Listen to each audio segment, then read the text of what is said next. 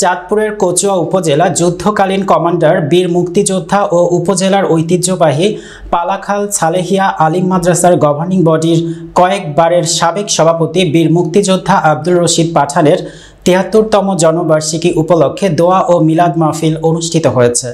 সোমবার সকালে এই উপলক্ষে পালাখাল সালেহিয়া আলিম মাদ্রাসার সামনে চিরশায়িত বীর মুক্তিযোদ্ধা আব্দুর রশিদ পাঠানের কবর জিয়ারত শেষে মাদ্রাসার জামে মসজিদে মরহুমের জান্নাতময় জীবন কামনা করে বিশেষ দোয়া ও মোনাজাত পরিচালনা করা হয়।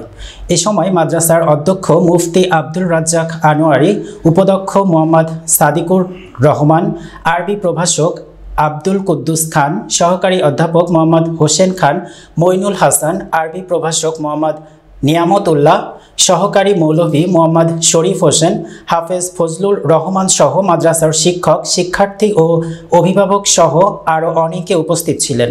উল্লেখ্য যে চাঁদপুরের কচুয়া উপজেলার যুদ্ধকালীন কমান্ডার ও ঐতিহ্যবাহী পালাখাল সালেমিয়া আলিম মাদ্রাসার গভর্নিং বডির সাবেক সভাপতি বীর মুক্তিযোদ্ধা আব্দুর রশিদ পাঠান উপজেলার পালাখাল গ্রামের মৃত আনসার আলী পাঠানের সুযোগ্য সন্তান।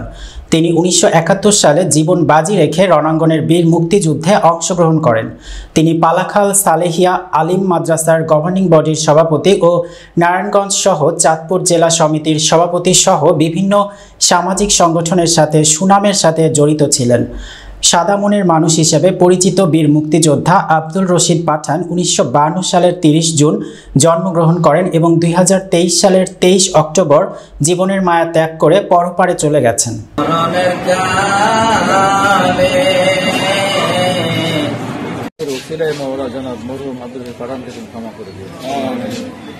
আল্লাহ জনাব আঞ্চলিক প্রধানকে ক্ষমা করে দিন। আল্লাহ এই গুরুস্থান যারা শুয়ে আছে তাদের সকলকে ক্ষমা করে দিন। আশেপাশে গুরুস্থান আছে মাওলা, আল্লাহ ওই সমস্ত গুরুস্থানে অধিবাসী যারা আছেন মাদ্রাসাকে উশিলা করে পরে উশিলা করে